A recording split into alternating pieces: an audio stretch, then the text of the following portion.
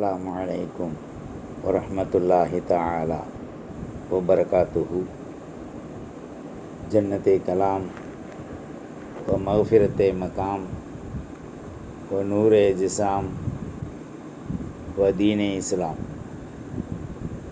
அல்லாஹும்ம ஸல்லி அலா முஹம்மத் வ அலா ஆலி முஹம்மத் வ பாரிக் வ ஸல்லிம் அலைஹி. ரலீனா பில்லாஹி ரப்பம் வ பில் இஸ்லாமி தீனா வ பி முஹம்மதுர் ரசூலுல்லாஹ் ஸல்லல்லாஹு அலைஹி வ ஆலிஹி வஸல்லம் நபிய்யன் வ ரசூலா. அல்லாஹும்ம ஸல்லி அலா முஹம்மத் அதத ஹல்கிஹி வ ரிலா நஃப்ஸிஹி வ இதனத அர்ஷிஹி வ மிதாத கலிமாத்தி. சுப்ஹானல்லாஹி வ பிஹம்திஹி அதத ஹல்கிஹி வ ரிலா நஃப்ஸிஹி வ இதனத அர்ஷிஹி வ மிதாத கலிமாத்தி.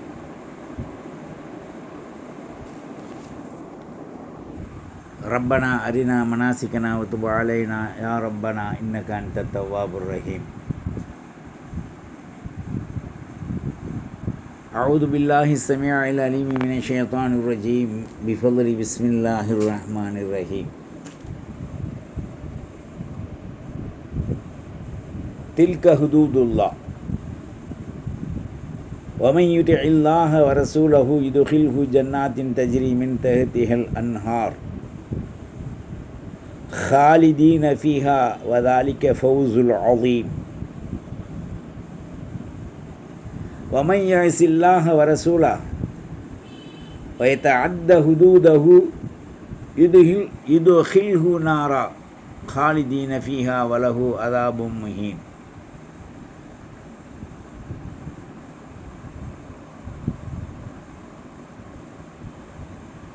அல்லாஹ்வின் நல்லடியார்களே, இஸ்லாமிய வாலிப தோழிகளே, எல்லாமல்ல அல்லாஹ் அவனது அருள் என்னும் குடைகளால் நமக்கு இஸ்லாத்தில் தனித்துவம் உடைய மகா அருள்மிக்க பல்வேறான நிஅமத்துக்களை வழங்கியிருக்கின்றான். நாம் இஸ்லாம் என்று சொன்னால் கேலி கூத்தாக நினைத்துவிடக்கூடாது. இஸ்லாம் என்பதே ஒரு பரிசுத்தமான பேரொளியின் மார்க்கம். இஸ்லாத்தில் இயற்கையாக ஏற்று வம்சங்களின் மூலமாக வரக்கூடியவர்கள்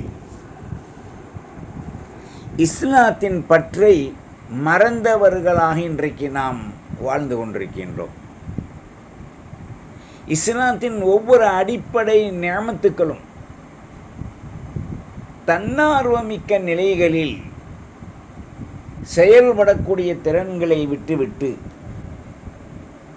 அதன் மீது அன்பும் பரிந்துரையும் செயல்திறன்களை ஆக்க ஊக்கத்தோடு செய்வதிலிருந்து இன்றைக்கு மக்கள் நகண்டு ஒதுப்புறமாக வாழ்ந்து கொண்டிருப்பதை பார்க்க முடியும்.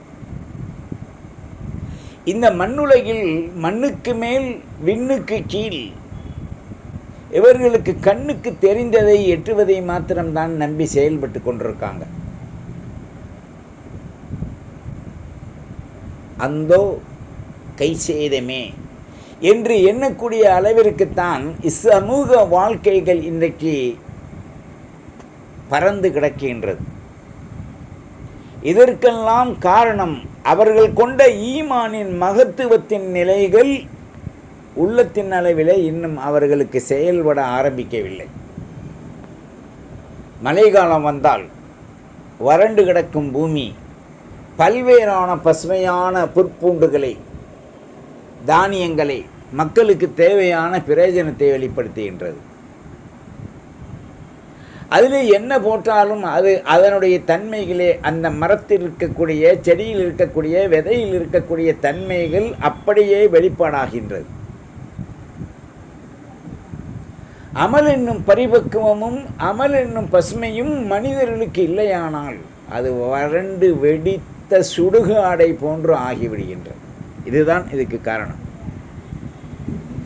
ஏன் நம்மால் சத்தியத்தை ஏற்றுக்கொள்ள முடிவதில்லை, ஏற்று அதன் வழி நடக்க முடிவதில்லை என்றால், கண்ணுக்கு இந்த விண்ணிலும் மண்ணிலும் தெரிகின்ற பொருள்களெல்லாம் ஏலிக்கூத்தாக எள்ளி நகையாடப்படுகின்றது. மனிதர்கள் மாண்பு மிக்கவர்களாக வாழ்வதை அவர்கள் நடைமுறைக்கு கொண்டு வந்து செயல்திறனோடு செயல்படுத்துவதை அது ஒரு இழிவாக கண்ணோட்டத்தில் பொதுவான நிலையில் பார்க்கப்படுகின்றது. அதனால தான் சத்தியத்தின் கீழ் நித்தமும் நீதியாய் வாழத் தவறி இந்த மனித சமூகம் ஒரு கேள்விக்குறியை தன்னை நோக்கி கேட்டுக்கொண்டே இருக்கின்றது. நாம் இந்த உலகத்தில் நிரந்தரமாக வாழ்ந்து விடலாமா? உலகத்தின் பொருள்கள் நமக்கு கை கொடுக்குமா? இந்த உலகம்தானே சதம். இந்த உலகத்தில் இருக்கின்ற பொருள்கள் நாம் முன்னால் அனுபவித்து விட்டு மரணத்திற்கு பின்னால் நாம் அதை பார்த்து கொள்ளலாமே என்ற ஒரே ஒரு கேள்வியை மாத்திரம்தான் தனக்குள் முன்வைத்து அதற்கு பதிலாக உலகத்தில் உண்டான நிலைகளை தேடிக்கொண்டிருக்கின்றது. அதில் வருகின்ற யதார்த்த நிலைகளின் கெடுதிகளை அதுகள் அறிவது என்பது அறியாமல் இருக்கு. இன்றைக்கு அறிந்தும் அறியாதவர்களாக, புரிந்தும் புரியாதவர்களாக, செயல்திறன் எடுத்து நடப்பதற்கு பகரமாக செயல்திறன் தெரியாதவர்களை போன்று நடித்த நடிகர்களாக இன்றைக்கு இந்த உலகம் வாழ்ந்து கொண்டிருக்கின்றது. அப்போ நாம் சிந்திக்க வேணுமா இல்லையா? அல்லாஹ் தெளிவாக குர்ஆனில் சொன்னான், அதை நாம் எடுத்துக்கிறது இல்லை. இன்றைக்கி மக்களுக்கு ஜும்மாவிலும் விசேஷங்களிலும் மாத்திரம் பயான்கள் சென்று கொண்டிருந்தது, விளக்கங்கள் ஷரியத்தின் சட்டங்கள் சென்று கொண்டிருந்தது.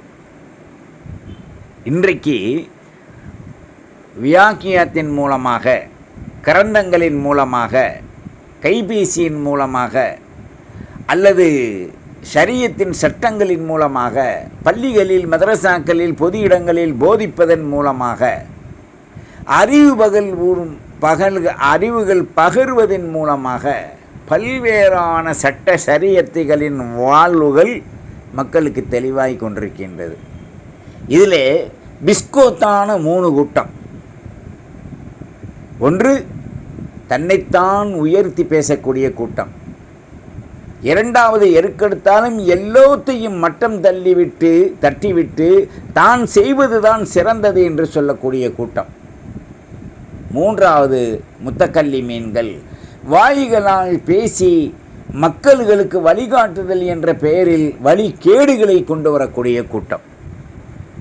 இன்றைக்கு இந்த மீடியா யூடியூப்பில் எல்லாம் பார்த்தீங்கன்னு சொன்னால், ஒரு சின்ன பிள்ளைகளை அல்லது மதரசாவில் ஓதக்கூடியவங்களை அல்லது குமருகளை, பப்ளிக்கில் கொண்டு வரக்கூடாத குமருகளை ரோட்டு வரைக்கும் கொண்டு வந்துட்டாங்க. கொண்டு வந்து சுன்னத் வல் ஜமாத்துடைய அகீதாவின் நிலைகளை, மாணவியின் வாழ்க்கை தரங்களை, நாதாக்கள் நல்லோர்கள் சாலிஹீன்களுடைய வாழ்வின் ஆதாரங்களை அதை நக்கல் செய்து நக்கரித்து கோழி கொக்கரிப்பதை போன்று இவர்கள் மேடைகளிட்டு பேசிக்கொண்டிருக்காங்க. அப்படி பேசக்கூடியவர்கிட்ட பார்த்தீங்கன்னா நெஞ்சிலே அகம்பாவமும் முகத்திலே நம்மை போன்று யாரும் இல்லை என்ற அந்த பிரமையும் நிறைந்திருக்கும். ஹக்குக்கு காசு கொடுக்க மாட்டான், பாத்திலில் கொண்டு கொட்டுவான். ஏழை எளியவர்களை நம்ப மாட்டான், அந்த கூட்டத்தில் இருக்கவங்களை நம்புவான். அவர்கள் எப்படி இருந்தாலும் அவர்களுக்கு கவலை இல்லை, கூப்பிடும் இடத்திற்கு போக வேண்டியது. இப்போ இன்னொன்று என்னன்னு சொன்னால், இஸ்லாத்தில் ஒரு புதிய பிதுகத்தான வழியை அவங்களே ஆரம்பிச்சிருக்காங்க. ஒரு ஹர்த்தால் நடக்குது, ஒரு பிரச்சனை நடக்குது, ஒரு 200-300 ரூபா, இல்லை கொஞ்சம் நல்லவங்களாக இருந்தாக்கா 500 ரூபா, ஒரு சாப்பாடு, பாட்டில் தண்ணி, குடிக்க சர்பத்து, டீ, போக்குவரத்தை கொடுத்து அங்கே ஆர்ப்பாட்டங்க.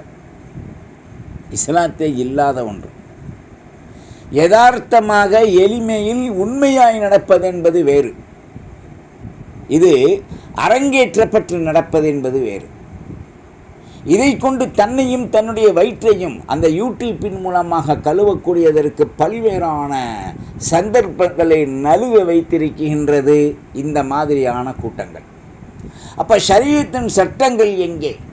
பெண்கள் எப்படி இருக்க வேண்டும், ஆண்கள் எப்படி இருக்க வேண்டும், வாழ்வின் இஸ்லாத்தின் ஆதாரங்களை முன்னால் நமக்கு நிரூபிக்கப்பட்ட குர்ஆன், ஹதீஸ், இஜ்மா, கியாஸின் மூலமாக வருவதை வாய்ச்சொல்களால் தட்டி நறுக்கி இஞ்சி பூண்டு இடிப்பதை போன்று இடித்து நாசப்படுத்துவதை இன்றைக்கு நம்ம பார்க்க முடியும். அதனால தான் அக்குல் ஆலமீன் ரப்புல் ஐஸா இந்த ஆயத்தை மிக தெளிவாக சொல்கிறான். தில்க ஹுதூதுல்லா, அல்லாஹுடைய சட்டம். அல்லாஹுடைய சட்டம், குர்ஆனில் கூறப்பட்ட இந்த சட்டம் உண்மையானது. வமையுத்தி அல்லாஹ வரசூலஹு, அல்லாவுக்கும் ரசூலுக்கும், இங்கே பாருங்கள், ரசூலை சேர்த்து தான் சொல்கிறான் அல்லாஹ். அல்லாஹ் என்ன அந்தஸ்தை சொல்கிறானோ அது அருளில் அந்த அந்தஸ்தில் தான் ரசூலுல்லாவையும் சொல்கிறான். வமையுத்தி அல்லாஹ் வரசூலா, யார் அல்லாவிற்கும் அவருடைய மெய்தூதர் ரசூலுல்லாவுக்கும் கட்டுப்பட்டு வழிபட்டீர்களோ, அல்லாவுக்கு மட்டும் கட்டுப்பட்டால் நடக்காது, ரசூலுல்லாவுக்கு மட்டும் கட்டுப்பட்டால் நடக்காது, அல்லாவுக்கும் ரசூலுக்கும் வழிபட்டு நடக்கின்றீர்களோ, யுதுஹில்ஹு ஜன்னாத்தின் தஜரி மின் தஹ்தில் அன்ஹார், ஜன்னாத்திற்கு கீழ் ஓடுகின்ற குளுமையான நீராறு, மதுவாறு, பாலாறு, குளுமையான ஆறுகள் ஓடிக்கொண்டிருக்கின்ற ஜன்னாத்து நஈம முகீமா என்று சொல்லக்கூடிய நிஅமத்துக்கள் நிறைந்த சுகண்டிகளின் சோனபதியிலே அவர்களை அல்லாஹ் நுழைய வைக்கின்றான். அப்படி நுழைய வைத்து விட்டால் ஹாலிதீன ஃபீஹா, அவர்கள் வெளிவர வேண்டிய அவசியமில்லை. ஒரு குறிப்பிட்ட நாளைக்கு அல்லது ஒரு குறிப்பிட்ட மாதங்களுக்கு, குறிப்பிட்ட ஆண்டுகளுக்குத்தான் இவர்கள் இருக்க வேண்டும் என்ற நிர்ணயம் இல்லை. ஹாலிதீன ஃபீஹா, உள்ள நுழைஞ்சிட்டா அவங்களுக்கு மௌத்தும் இல்லை, ஹயாத்தும் இல்லை, அவங்க வர வேண்டியதும் இல்லை, கேள்வி கணக்கும் இல்லை, வாடகை கொடுக்க வேண்டியதில்லை, தொழுக வேண்டியதில்லை, அமல் செய்ய வேண்டியதில்லை, ஒன்றும் செய்ய வேண்டியதில்லை. எல்லாம் இந்த மண்ணுலக தான். வாயில் மண்ணுலகன்னு சொல்லுவாங்க கோவத்தில். இந்த மண்ணுலகில் வாயில் மண் உழுகும் வரை, எப்போ புடிமண் போடுவாங்க, மின்ஹா தாரத்தன் உஹ்ரா நுஹ்ரிஜுக்கும் தாரத்தன் உஹ்ரா, அந்த சொல்லு குர்ஆனுடைய ஆயத். நம்மளை கோபத்தில் திட்டுவாங்க, டே மைன மண்ணுலக வாடா அப்படின்ட்டு, ரொம்ப கோபம் வந்தால். அந்த மாதிரி வாயில் அங்கே கபர்ஸ்தானில் அடைக்கி மைனி இந்த சட்டியில் மண்ணை வசூல் பண்ணி வாயில் மண்ணை போட போகும்போது, வாயிலடா என்ன நம்ம மேலே போடுவாங்க, அது வாயில் போட்ட மாதிரி தான். அப்படி போட போகும்போது கபரை மூடிடுவாங்க. கபரை மூடிவிட்டால் அங்குதான் இந்த மண்ணுக்கு மேல் வாழ்ந்த அந்த மண்ணின் வாழ்வும் அந்த அசட்டு நம்பிக்கையின் தீர்வும் ரொம்ப கோரப்பிடியாக மாறும். அப்போ அங்கே என்ன பதில் சொல்லுவோம்? அப்போ நல்லவர்களுக்கு அல்லாஹ் சொல்கிறான், யார் அல்லாஹ்வுக்கும் ரசூலுக்கும் கட்டுப்பட்டு நியமத்தாட சட்டங்களின் எல்கையில் வாழ்ந்தீர்களோ, பயந்தீர்களோ, சட்டங்களை எடுத்து நடந்தீர்களோ, அவர்களுக்கு ஜன்னாத்துன் நஈம் அங்கே உங்களுக்கு இருக்குது. அந்த சோனத்தில் நுழைய வச்சதற்கு பிறகு வதாலிக்கல் ஃபௌசுல் அதீம், நீங்கள் இந்த உலகத்தில் பட்ட கஷ்டத்தில் வெற்றி பெற்ற மகத்துவத்தின் கூலி என்று சொல்கிறாங்க. இந்த மகத்துவத்தின் கூலி மனிதர்களுக்கு கிடைப்பதுதான் நாம் மண்டியிட்டு அல்லாஹையும் ரசூலையும் ஒரே நேரத்தில் அஞ்சுவது நமக்கு கடமையாக திட்டங்களில் நிறைவேற்றப்பட்டிருக்கின்றது என்பதை இங்கு நாம் உணர்ந்து பார்க்கணும்.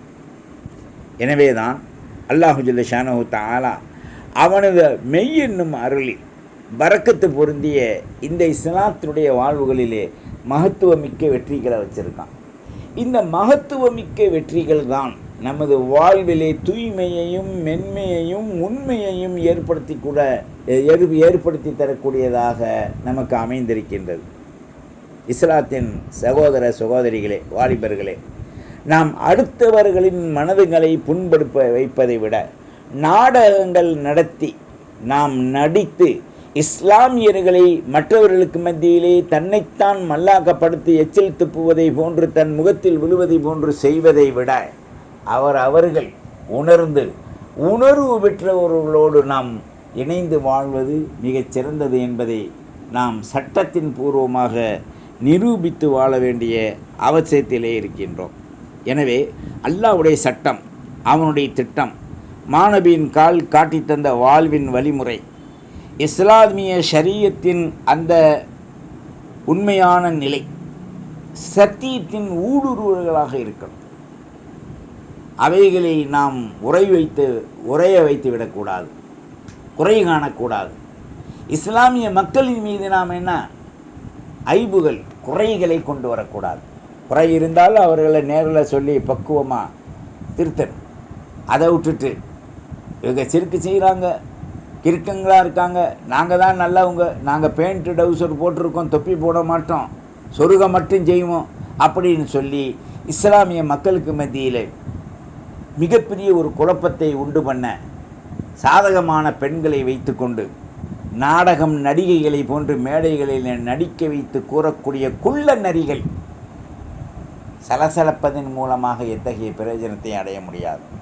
ஷரியத்தின் சட்டத்தை மதிப்போம். மார்க்கம் கூறிய அந்த முறையின் விதாச்சாரத்தின்படி நாம் அமல் செய்வோம். வல்ல ரஹ்மான் நம்முடைய பாவங்களை மன்னித்து சாலிஹீன்கள் கூட்டத்தில் இணைத்து வைப்பதோடு இஸ்லாம்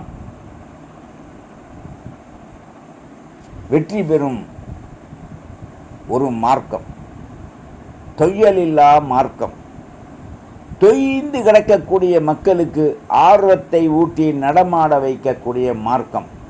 வல்ல ரஹ்மான் அந்த மார்க்கத்தில் சத்தியத்தை புரிந்து நல்லவர்களோடு இணைந்து எல்லாம் நாம் நலங்களை பெற்று வளத்துடன் வாழ அல்லாஹ் ஷரியத்தின் சட்டங்களை நமக்கு நன்கு மனதில் ஊன்றி இருத்தி வைப்பானாக.